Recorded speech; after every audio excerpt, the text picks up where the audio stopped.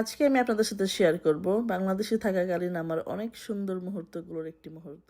তো চলেন দেরি না করে ভিডিওটা শুরু করা যাক। প্রথমেই এখানে দেখতে পারতেছেন যে পদ্মা সেতু, আর এটা আমি ফার্স্ট টাইম দেখলাম। এত সুন্দর আর এত বড়, দেখে তো খুবই ভালো লাগতেছিল। আর এই পদ্মা ব্রিজ পর্যন্ত আমার বাসা থেকে দূরত্ব মাত্র 1 ঘন্টার।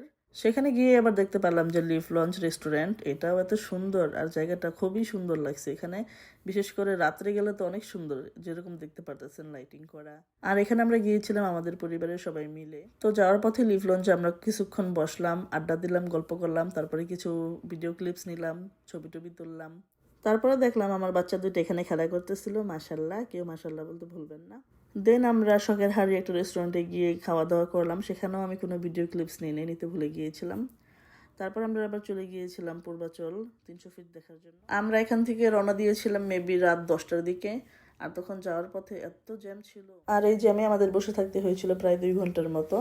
তো 2 ঘন্টা পর যখন পূর্বাচল গিয়ে পৌঁছাইলাম তখন তো মাঝরাত হয়ে গেছে, আর সেখানকার ওয়েদারটাও তখন অনেক সুন্দর ছিল। এখানে এসে আবার হালকা কিছু খাওয়া দাওয়া করলাম। আজকের মতো এই পর্যন্তই, আবার চলে আসবো নতুন কোনো ভিডিও নিয়ে।